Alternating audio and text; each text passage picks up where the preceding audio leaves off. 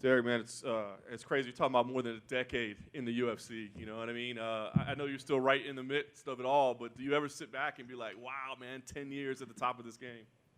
Nah, I just feel that's what I was supposed to do. You know, sometimes I'm kind of mad I didn't get my title shot yet, but hey, I'm still here, right? Right. I know this last year was kind of a tough one, right? Didn't get to compete, I'm sure, as much as you wanted. Had the setback. I guess. How do you look at that stretch of time? I got to spend a lot of time with my kids. So, yeah, that's always fun, you know, better than anything in life. So we got that done, and now we're back to fighting. Right. It said 10 years, you take anybody, you'll fight anybody. You get the name Dricus du Plessis, kind of a new name. I guess what you think when that was the matchup that was given to you, I guess you had a little bit of familiarity with him, right? Yeah, for sure. You know, it's a guy that's surging, you know. I thought Jack would be the next fight. You know, I figured he would have won his fight on short. The guy took it on short notice, but that didn't happen. So Dricus was the guy that was surging, and you know, I'm the guy that's been here for a while. So that was a fight that made the most sense for the UFC. I love it. And you know, obviously, it's still a big fight for you. Like you said, you're still gunning for that title shot. You're at number 5. Yeah, you've been out for a little while, but I mean, do you think about that coming into a fight like this? Like, where does this put me? Or do you just stop worrying about things like that? Yeah, I mean, I just need a win, you know. If I'm ultimately going to get that Michael Bisping title shot, I just got to go out here, keep winning, holding my spot, and be ready. I love it, the Michael Bisping shot. Last thing for me, I guess, knowing Dricus' game, I mean, is there anything he presents you haven't seen at this point in your career? Like you said, you're the veteran, he's the new guy. Is there anything he does that you haven't seen before? Nah, he don't really do anything that I haven't seen before. He's a tough guy, a lot of forward action, comes to fight. Over here. I remember after your Izzy fight, you fought all these guys that were up and coming, like you fought the Ian Heinishes and the Edmonds and everything. Now you're facing another guy like Dricus. Do you like this, like welcoming these guys, like you're the litmus test for them, or do you want to keep fighting these guys above you that you know maybe veterans like yourself? Fight is a fight, you know. I would say, you know, this is going to be his hardest test. You know, when you're in high school, you take all these tests, and you got the finals. So this is the finals for him to see exactly where you're at. So.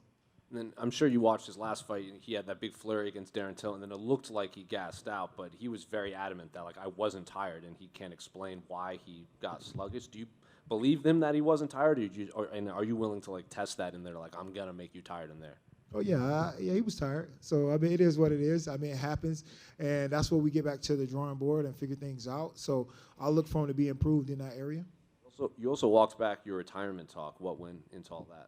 Yeah, I mean, I just want to fight, you know. Well, my last fight, I didn't lose because I couldn't do this anymore. It was more of like something that I probably could control, me fatiguing.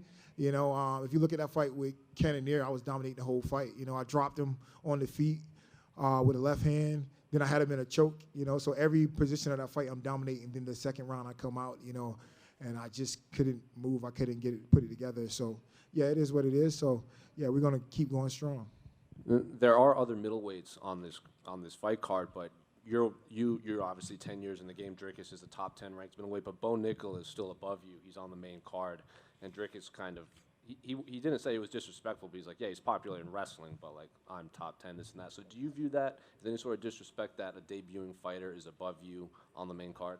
I've main event, I believe, 5 UFC fights, co-main event probably 10. It doesn't matter to me at this point. We don't get paid more being on the main card, so, hey, I'm here to fight. So, yeah, it doesn't matter where I'm at on the card. That means I can go take a shower and watch the rest of the fights, you know. Derek, is Brunson still here? Absolutely. Blonde Brunson's still here, you know. My hair wasn't quite dyed last fight, so that could have been a little problem, you know. Thanks, man.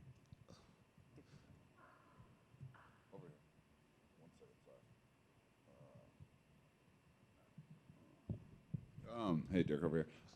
You know, you're about a plus 200 underdog here, and you fought historically pretty well as in this spot. Like, this is the spot you've always kind of flourished. Kind of just curious where you're feeling. Also, you're higher ranked in the UFC middleweight rankings than him, so kind of curious your opinion on him actually being the favorite, given that as well. It doesn't matter. It's just what people how people want to lose their money or spend their money. I'm cool with that. It ain't affecting my pockets. So yeah, if everybody want to lose their money, go ahead. Yeah. Any favorite spots in Vegas you like to hit while you're here? Well, you know, I gotta cut weight, chill out. So that we just kind of chill out. But yeah, I've been to Vegas probably like 40 times. So yeah, I've been to it all. You know. Awesome. And then obviously the headliner for this pay-per-view is John Jones, one of the best to ever do it. Kind of curious if you have an opinion on how that fight versus Cyril Gane's going to play out. I think Cyril Gane probably starts strong, and then I think John probably warm up pretty good. Late rounds he's probably looked strong. I think he finished strong, so I probably think John.